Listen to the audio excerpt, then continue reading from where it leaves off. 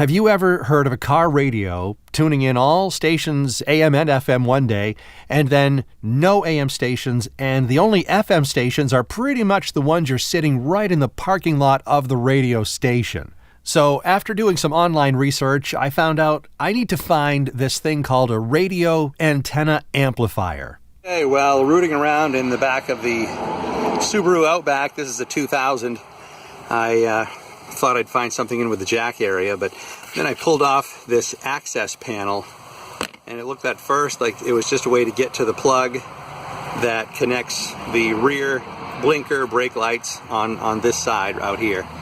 And then I noticed there's a rubber hose that I also saw up here in this rubber boot that the rubber hose goes through for the windshield wash. And just the rubber hose was in there, no wires, like in other videos. So this being an earlier model, I see now that the rubber hose has been broken off, has cracked and separated. And look, this wire that's also attached to it has been broken off.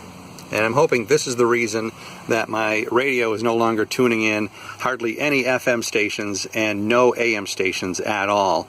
And this is, again, a 2000 Subaru. The antenna, it seems, because on this side, this is the driver's side, there are two leads that come up onto this side window.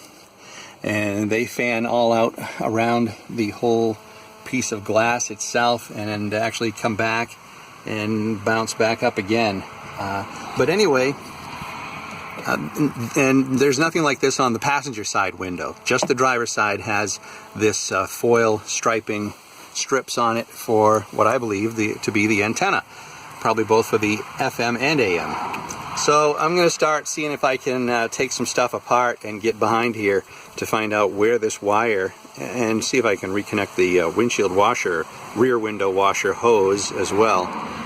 Somewhere behind that gray panel. Okay, let me try to share this. These plugs, they're the kind that have all the little spines on them, the little, fingers that stick out. So they really like to grip, and they also like to break if you don't get them out right, take them out just right. Since I don't have the forked device tool that does that, I've got some wire strippers. And I have found if I get in behind here and clamp down on the post, I can wiggle it and it just pops right out. Alright, I couldn't pull this panel off, and it seems to be binding right behind this.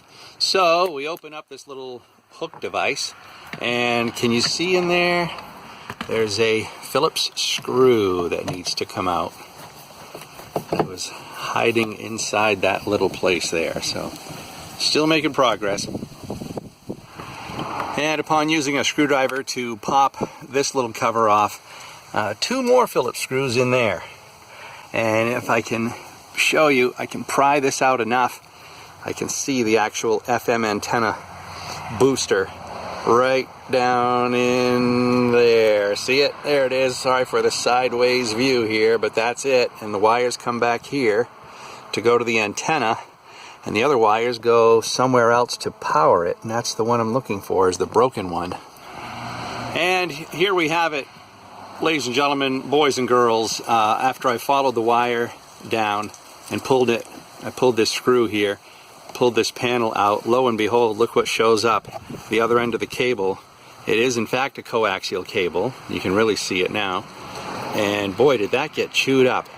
So that's why I've got no reception to my radio, and it must come up through here and travel along the ceiling to the front of the vehicle. That's all I can figure, because that's where this wire goes. So that's what I've got to splice back together. How it got like this, I don't know. Wow, that's a surprise. Little progress update.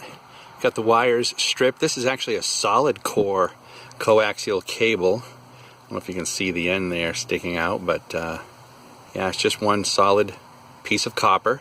Same thing on the other end. So I'm going to splice these back together, solder them together, and I'm going to leave this running right through this little crack in the panel here, instead of running it in behind and out that stupid hole again. way in back there. There's plenty of room, even with the screw back in against this plastic grommet up here. There's still plenty of room for this wire to come through. And behind here, there's insulation that goes up against it. And this right here, I just checked, is not a sharp edge. So I think the wire, I'm going to take a gamble, and I think the wire will be okay right there. I suppose I could wrap some electrical tape around it first and then stuff it behind there. That's probably what I'll do, just to be on the safe side. But it's almost done.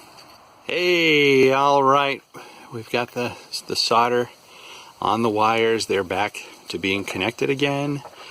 I should probably go try the radio. And also I've wrapped up this wiring back in here with some tape. I put some tape back here so that it'll protect that wire a little bit. But next thing to do is put some tape around this end here to protect this and keep it from touching anything and shorting out. And see if the radio works. We're almost there. And that'll be time to put all this crap back together. Holy cow. What a mess. Okay, you didn't think I was going to leave you out on this, did you? Let's turn on the power. Okay. Ah, wow. Right off the bat, okay. 4 minutes. Yep. There we go. All the stations are back. Yep. .com/promo. Finally. It's good to have all the radio stations back. Yep. Yeah, I never would have got that before. That's pretty far off. That clearly was not enough. Yeah. All right. No more listening to the hum of the road. Got some entertainment back. Some tunes. All kinds of stuff. There.